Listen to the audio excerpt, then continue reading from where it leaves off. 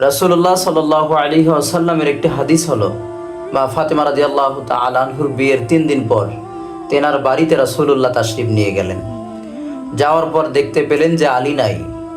তখন রাসূল ফাতেমা রাদিয়াল্লাহু তাআলা আনহুকে বললেন, ফাতেমা চলো আমার বাড়িতে।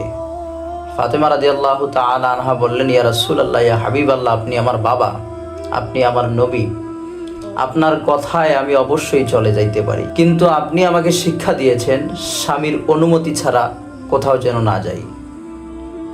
যদি আপনি কিছু মনে না করেন তাহলে যদি একটু অপেক্ষা করেন। তো রাসূলুল্লাহ এই কথা শোনার পর অনেক খুশি হওয়ার পর তার কান্দাটা ওই সময়কার ওয়াল বলি অথবা বাঁশ অথবা যে কোনো কিছুই বলি ওইটার সাথে লাগাই দিয়ে রাসূলুল্লাহ অপেক্ষা করা শুরু করে দিল। কিছুক্ষণ পর আলী রাদিয়াল্লাহু তাআলা আনহু আসলেন।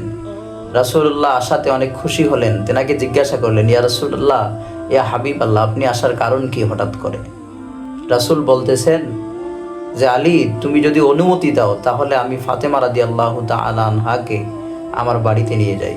ইয়া রাসূলুল্লাহ, ইয়া হাবিবাল্লাহ সাল্লাল্লাহু আলাইহি ওয়াসাল্লাম, আপনাকে কেন অনুমতি লাগবে? আপনি হচ্ছেন একজন রাসূল, আপনি হচ্ছেন একজন নবী, আপনি আপনার মেয়েকে নিয়ে যাবেন, এখানে আমার অনুমতি দেওয়ার কি আছে? তখন রাসূল বললেন, আলী, আমার মেয়েকে আমি সেই শিক্ষা দেইনি।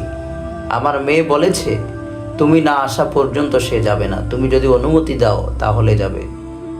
তো দেখেন বন্ধুগণ, এখনকার মেয়েরা স্বামীর অনুমতি তো দূরের কথা, বলেও যায় না। অনেক সময় আল্লাহর কাছে কি জবাবদাহিতা করতে হবে, যেখানে রাসূলুল্লাহর মেয়ে রাসূলের কথা মতোও যাইতে পারে নাই। আল্লাহ সবাইকে বুঝার তৌফিক দান করুক, বোনেদেরকে। আমিন।